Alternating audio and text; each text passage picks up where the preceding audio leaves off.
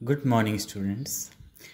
This is the book of Social Science of class 7, and today I'm going to teach subject Geography, and this is the chapter. This is the first chapter, and its name is The Environment in its Totality.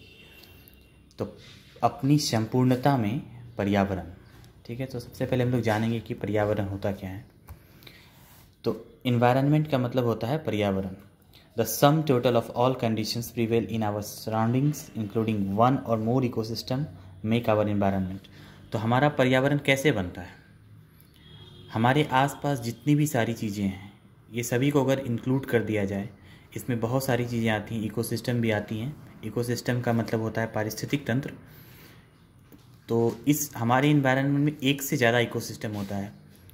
तो सारे ecosystem को मिलाकर या आसपास की जो भी चीज़ें हैं, सबको अगर एक जगह हम इकट्ठा करें तो उसको ही बोलते हैं हम लोग environment. It sustains all forms, all life forms. तो इन्वायरमेंट में हर तरह के जीवों का जीवन होता है, मतलब सभी तरह के जीवन इसमें पाए जाते हैं। We get everything from this surroundings. इस अपने सराउंडिंग से हमें सब कुछ मिलता है, जैसे हवा, पानी, फूड, शेल्टर, आवास, ठीक है। तो बोथ इन्वायरमेंट और इकोसिस्टम। तो इन्वायरमेंट और इकोसिस्टम जो है ऑलमोस्ट एक ही चीज़ होता है, थोड़ा सा डिफरेंस होता है, ठीक है। इसमें लिविंग और नॉन लिविंग थिंग होते हैं। अगर हम इन्वायरमेंट के केस में बात करते हैं तो ये इंडिपेंडेंटली एग्जिस्ट होता है, जबकि इकोसिस्टम की बात करें तो एक सिस्टम होता है जिसमें कि पारस्परिक क्रियाएं होती हैं और एक दूसरे पे निर्भर रहा जाता है, ठीक है। आगे बढ़ते हैं। कंपोनेंट्स ऑफ इन्वायरमेंट, पर्यावरण का घटक क्या है? तो इन्वायरमेंट जो है ये हमारे एक लैटिन वर्ड होता है इन्वायरन, उससे लिया गया है।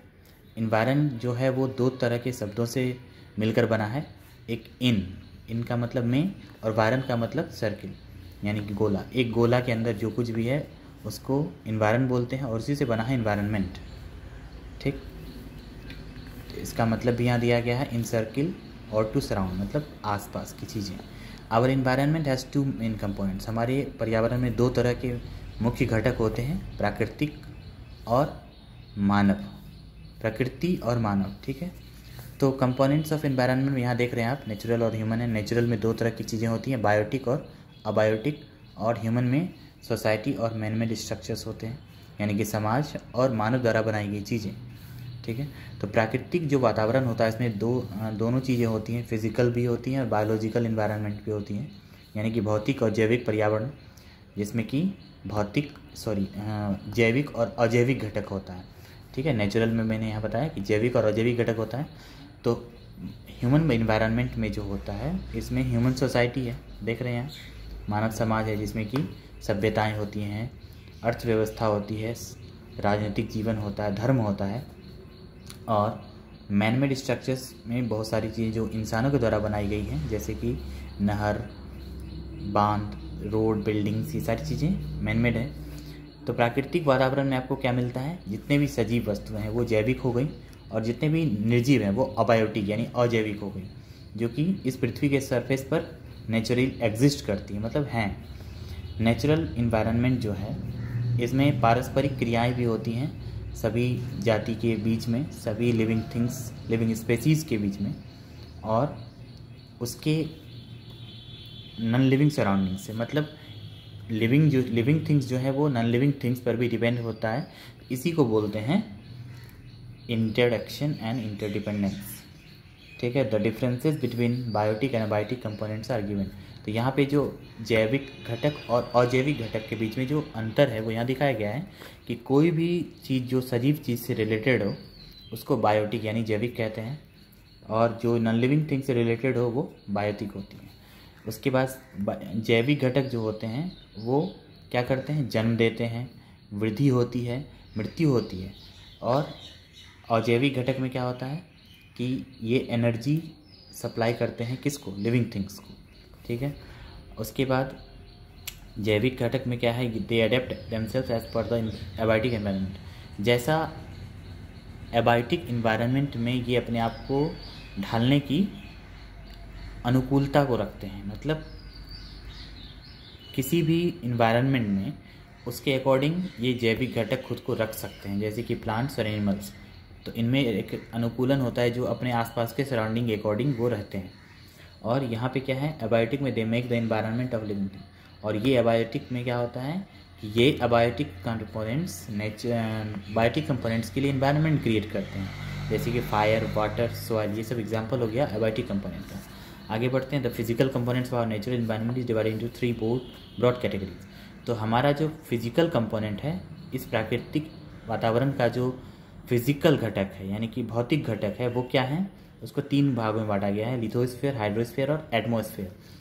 तो interaction among this 3 domains gives rise to another domain or zone of life called biosphere.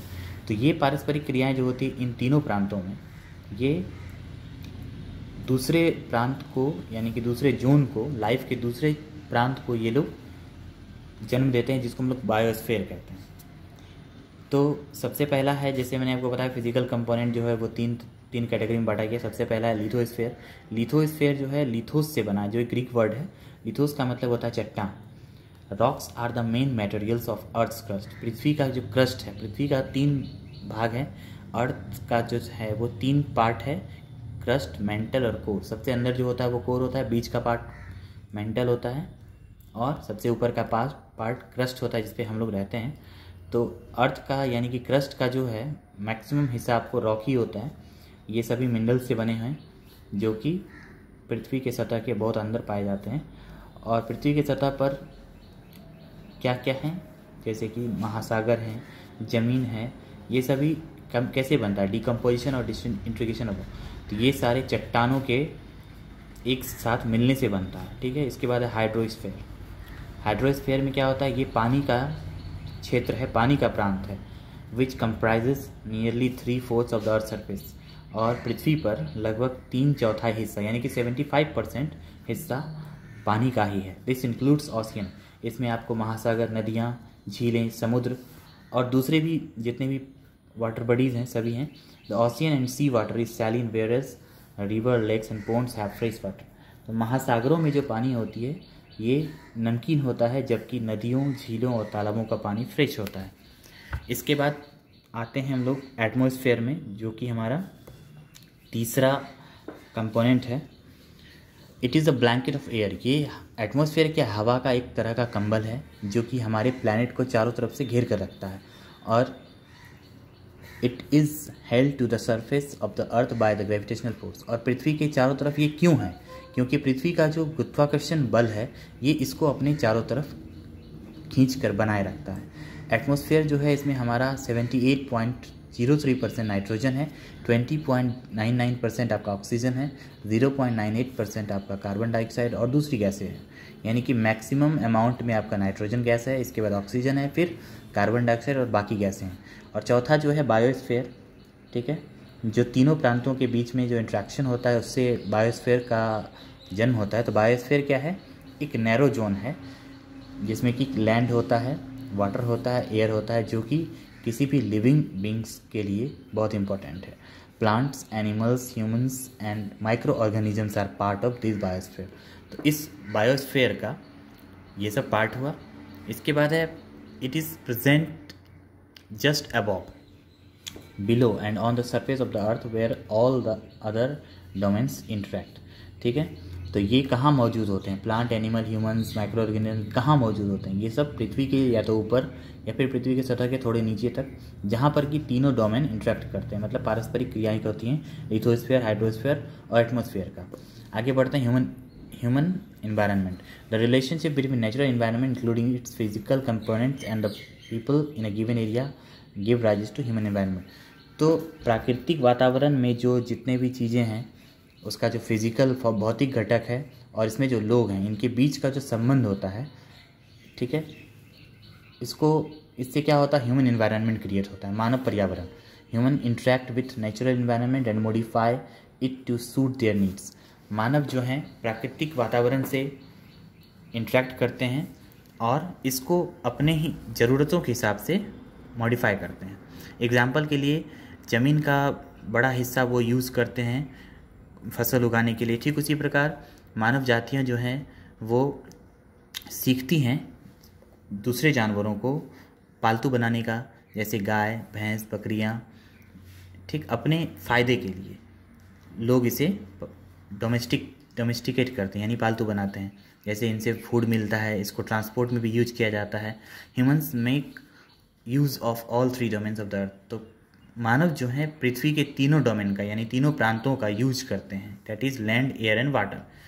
ठीक है, यही तीनों प्रांत है।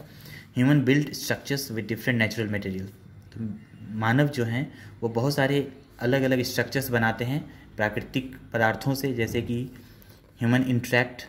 इस प्रकार human interact with natural environment and make use of them. तो प्राकृतिक वातावरण से मानव जाति जो है पारस्परिक क्रिया बनाए रखते हैं और उसका यूज करते हैं। This interaction is based on ecological balance. तो ये पारिस्थितिक संतुलन पे बरकरार होता है।